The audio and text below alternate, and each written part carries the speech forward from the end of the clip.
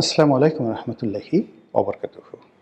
সম্মানিত দর্শক, নির্বাচনের মাঠে আসলে কি হচ্ছে? নির্বাচন কি আদৌ হবে? কিংবা শেষ পর্যন্ত কি নির্বাচন হবে? আর নির্বাচন হওয়ারই বা কি দরকার? পরিস্থিতি যা অবস্থা দৃষ্টে মনে হচ্ছে একটি বিশেষ দলকে জেতানোর জন্যে প্রায় সবাই একেবারে সর্বশক্তি নিয়ে মাঠে ঝাঁপিয়ে পড়ছে। আবার অন্য গ্রুপ বলার চেষ্টা করছে যে না, নির্বাচনের পেছনে অনেক লীলা খেলা আছে। পর্দার আড়ালে অনেক কিছু হচ্ছে আর অনেক গুপ্ত শক্তি কাজ করছে। তো এই সকল বিষয় নিয়ে আলোচনা করব আজকের এই ভিডিওতে। নির্বাচনের যে তফসিল ঘোষণা করার পর এখন যে অবস্থায় চলছে, সব কিছু নিয়ে রাষ্ট্রের বিভিন্ন সংস্থা যে তোড়জোড় দেখাচ্ছে, একটি নির্বাচন হওয়ার জন্য যা কিছু করা দরকার সর্বোচ্চ চেষ্টা তদবির করে বেসামরিক প্রশাসন, তার সঙ্গে সেনাবাহিনী, তার সঙ্গে পুলিশ বাহিনী যে হম্বিতম্বি করছে, যে লম্ফজম্ফ করছে, যে আনুষ্ঠানিকতা করছে, তাতে মনে হচ্ছে নির্বাচন তারা করেই ছাড়বে। আর বাংলাদেশের কারোর পক্ষে নির্বাচন বাতিল করা সম্ভব নয়।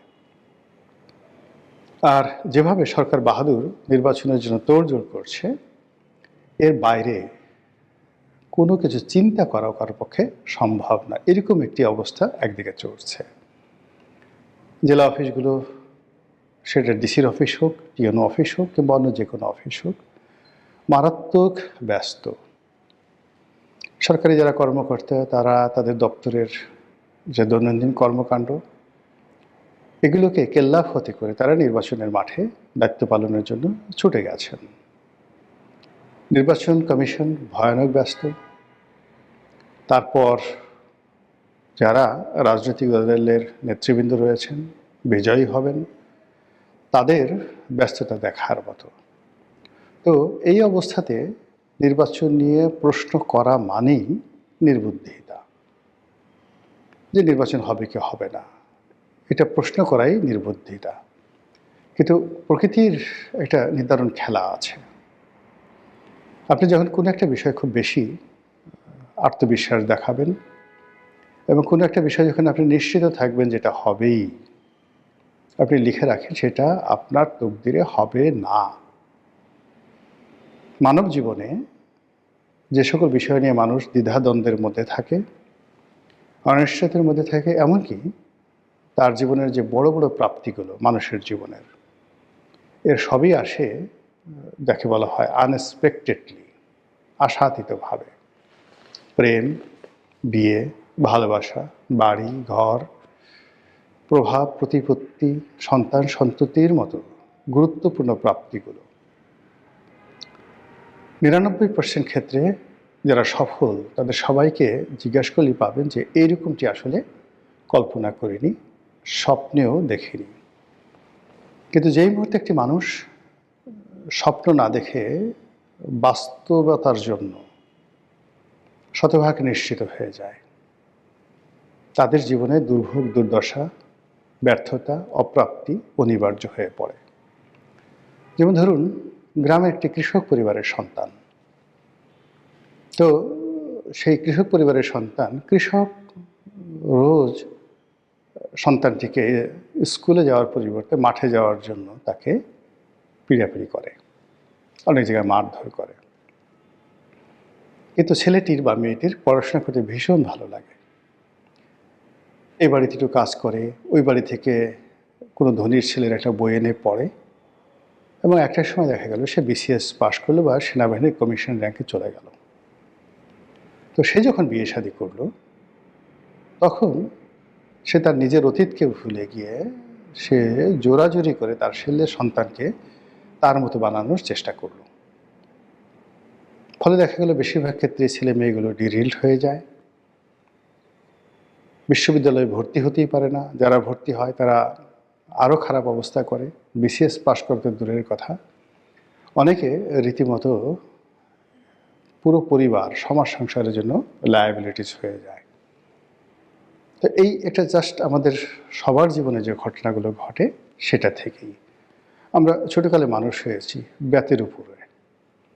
পান থেকে চুন খসলে দাদা মারতেন, দাদি মারতেন, মা মারতেন, আব্বা মারতেন, কাকা মারতেন, টিচাররা মারতেন।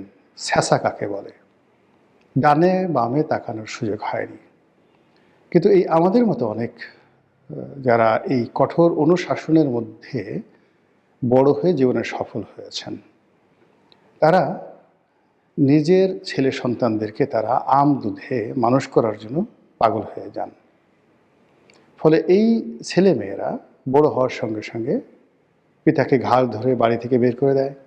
বৃদ্ধ হলে তারা সেই বৃদ্ধাশ্রমে পাঠিয়ে দেয়, বা তারও আগে মানে সম্পত্তি নিজেদের নামে লিখে নেওয়ার জন্য পিতামাতাকে মারধর করে। আর খুব অল্প বয়সে নেশাখোর হয়ে যায়, অপরাধমূলক কর্মকাণ্ডে জড়িয়ে যায়। এরকম অসংখ্য ঘটনা আমাদের সমাজে ঘটে চলেছে। কথাগুলো বললাম এই কারণে যে প্রথম পক্ষ যারা সফল হন তাদের কখনো কনফিডেন্স থাকে না, তাদের স্বপ্ন থাকে আর চেষ্টা থাকে। আর এই মানুষগুলো যখন তাদের স্বপ্নের যে সফলতায় পৌঁছে যান, তখন নিজের যে পরবর্তী প্রজন্ম সেটার ব্যাপারে অতিমাত্রায় তারা আত্মবিশ্বাসী হয়ে নিজের দুঃখ ডেকে নিয়ে আসেন এবং ছেলে সন্তানের জীবন সর্বনাশ করে দেন। সেই একই কথা এখানে প্রযোজ্য আমাদের রাজনীতিতে। এখন সবাই একটা ভালো নির্বাচন করতে চাচ্ছে এবং সবাইকে চমকিত করতে চাচ্ছে। বাংলাদেশ ভারতকে চমকিত করতে চাচ্ছে, পাকিস্তানকে চমকিত করতে চাচ্ছে, আমেরিকাকে, দুনিয়াকে চমকিত করতে চাচ্ছে একটা নির্বাচন দিয়ে। অথচ একটা ছোট থানায় একটা মব হলে 4-5 জন যারা মব করে, এই 4-5 জনের একটা মব নিয়ন্ত্রণ করার ক্ষমতা ওই থানা পুলিশের নেই। তারা দুনিয়া কাঁপানো একটা নির্বাচন দেবে। সেই নির্বাচন দেওয়ার জন্য তারা মোরালি, নৈতিকভাবে এই মুহূর্তে যারা দুর্বল আছে, আওয়ামী লীগের লোকজন, তাদেরকে গ্রেপ্তার করা, তাদেরকে অপদস্থ করা, এই কাজে তারা হাত পাকাচ্ছে। কিন্তু সমাজকে যারা অশান্ত করে তুলছে, সমাজকে যারা ভয়ঙ্কর দিকে নিয়ে যাচ্ছে, সেই দিকে নজর দেওয়ার মতো শক্তি, সামর্থ্য, মন, মানসিকতা তাদের নেই, তারা পারছে না। তো সেই অবস্থায় একটা ভালো নির্বাচন হবে এবং গণতন্ত্র প্রতিষ্ঠিত হবে, এ চিন্তা অন্য সবাই করতে পারলেও আমি ব্যক্তিগতভাবে করতে পারি না। ইতিমধ্যে যে জিনিসগুলো আমরা বিভিন্ন সামাজিক মাধ্যমে দেখেছি, বহু সংখ্যক স্বতন্ত্র প্রার্থী, কেউ হয়তো কালে ভদ্রে আওয়ামী লীগ করতেন, কেউ হয়তো আওয়ামী লীগ করেন নাই, সাধারণ, কিন্তু পরজন্মে হয়তো তাদের কেউ মানে মারা গেছেন, এখন প্রার্থী তার দাদা, এই জন্য পরজন্ম বললাম, দাদা আওয়ামী লীগ করতেন, অথবা দূরতম সম্পর্কে শ্বশুরের খালাতো ভাই আওয়ামী লীগ করতেন। তো এইরকম অভিযোগ তুলে যে সকল স্বতন্ত্র প্রার্থী দাঁড়িয়েছিলেন তাদের অনেককে ঘাড় ধরে বের করে দেওয়া হয়েছে, অনেকের মনোনয়নপত্র বাতিল করে দেওয়া হয়েছে, অনেককে মনোনয়নপত্র জমা দিতে দেওয়া হয়নি। এই দৃশ্যগুলো আমরা দেখছি। এখানে কি হচ্ছে?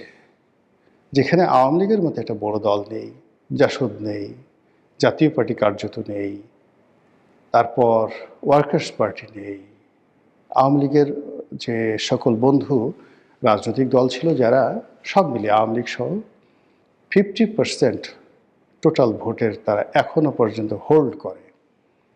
তো সেখানে পাইকারি হারে ভালো ভালো প্রার্থীদেরকে মাঠ থেকে যেভাবে সরিয়ে দেওয়া হচ্ছে, যেভাবে আওয়ামী লীগকে না করে দেওয়া হচ্ছে, তার ফলে ভোটের মাঠে যে শূন্যতা বিরাজ করবে, এই শূন্যতা আপনি কোনো কিছু দিয়ে কাটিয়ে উঠতে পারবেন না। 2 নম্বরে যেটা হচ্ছে সেটা হলো গণগ্রেপ্তার। মানে আওয়ামী লীগের যারা সাধারণ ভোটার আছেন গ্রামগঞ্জে, তাদেরকে একটু অনুরোধ করলে কিংবা ভয় ভীতি দেখালে বা চাপ প্রয়োগ করলে তারা অনেকে হয়তো নির্বাচনের মাঠে ভোট দিতে আসতো, যেটা যারা নির্বাচনের আয়োজক তাদেরকে ভীষণ রকম সাহায্য করতো। এর কারণ হলো এই নির্বাচনে যদি 10% ভোট হয়, 15% ভোট হয়, অ্যাটলিস্ট 25%-এর নিচে যদি ভোট হয়, সারা দুনিয়াতে হৈ হুল্লোড় পড়ে যাবে, হাসাহাসি শুরু হয়ে যাবে। অ্যাটলিস্ট 40% ভোট তাদের কাউন্ট করতে হবে। কিন্তু এখন সরকার যেভাবে এগুচ্ছে, প্রতিদ্বন্দ্বী যারা প্রার্থী তারা যেভাবে এগুচ্ছে, তাতে করে মনে হচ্ছে না যে 10% ভোট তারা কাউন্ট করতে পারবে। এর কারণ হলো ভোটের মাঠে আওয়ামী লীগ এবং তাদের যারা সমমনা প্রার্থী রয়েছেন, ভোটার রয়েছেন, তাদেরকে যেভাবে মাঠ ছাড়া করা হচ্ছে, এবং এটা করা হচ্ছে অনেকটা ম্যাটিকুলাসলি। এটি কি সরকারের পক্ষের লোক করছে না বিপক্ষের লোক করছে আমরা এটা বলতেও পারছি না, বুঝতেও পারছি না। কিন্তু আওয়ামী লীগের যারা ভোটার আছে তাদেরকে ঝেঁটিয়ে বিদায় করে দেওয়া হচ্ছে এবং এমন একটা পরিস্থিতি তৈরি করা হচ্ছে তারা যেন ভোট কেন্দ্রে আসতে না পারে। যেমন ধরুন একটি নির্বাচনী এলাকাতে 3 ধরনের প্রার্থী এখন আছে, 4 ধরনের প্রার্থী আছে। বিএনপির ডাইরেক্ট প্রার্থী, বিএনপির বিদ্রোহী প্রার্থী। তো এরা হলো 2 প্রকৃতির। বিএনপির সাথে জোট প্রার্থী আছে, আর বিএনপির বিরোধী যেমন জামাত বা অন্য প্রার্থী আছে। তো মোটামুটি 4টি ক্যাটাগরির প্রার্থীরা এই মুহূর্তে মাঠে রয়েছে।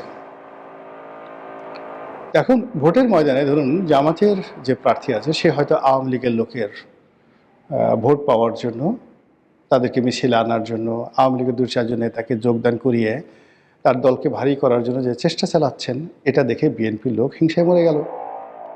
তারা ওসি সাহেবকে গিয়ে বলল, জুলাইয়ের কসম, আগস্টের কসম, বিপ্লবের কসম, আপনি যদি ওই লোকদেরকে না ধরেন, এলাকা ছাড়া না করেন, তাহলে আপনি আওয়ামী লীগের দোসর। বেচারা পুলিশ কি করবে? সে আওয়ামী লীগের লোকজনকে তাড়াচ্ছে। একই ঘটনা ধরুন বিএনপির লোক করছে, তখন জামাতের লোক গিয়ে তানাকে সেই একই প্রেশার দিচ্ছে। কেউ হয়তো বিদ্রোহী প্রার্থী আওয়ামী লীগের ভোটারদের পিছনে ছুটছে, অন্য প্রার্থী তারা সেই আওয়ামী লীগের ভোটারদেরকে টার্গেট করছে। অর্থাৎ আওয়ামী লীগের ভোটাররা আসবে তো দূরের কথা, কেউ যদি এই সময় যারা পক্ষ আছেন, কেউ যদি আওয়ামী লীগের ভোটারদেরকে তাদের নিজ দলে সভা সমাবেশে মানে একটু ডাকেন, উপস্থিতির চেষ্টা করেন, তাহলে সেখানে যে একটার পর একটা অনার সৃষ্টি তৈরি হচ্ছে, তার ফলে নির্বাচনের মাঠ ফাঁকা হয়ে যাচ্ছে। এবং এই অবস্থায় যদি আরও কিছুদিন চলতে থাকে এবং ভোটারদেরকে ভয় ভীতি দেখানো হয়, বিশেষ করে সংখ্যালঘু এবং আওয়ামী লীগের লোকদেরকে, ধরে নিতে পারেন যে ভোটের যে ফলাফল সেটা চাঙ্গে উঠবে। তাহলে আমরা ওই যে 2014, 2018 কিংবা 2024-এর যে নির্বাচনগুলো, প্রশ্নবিদ্ধ যে নির্বাচনগুলো, আমরা কি সেরকম একটা নির্বাচনের দিকে এগোচ্ছি? মহান আল্লাহই ভালো জানেন। আমাদেরকে রক্ষা করুন। আসসালামু আলাইকুম ওয়া রাহমাতুল্লাহি ওয়া বারাকাতুহু।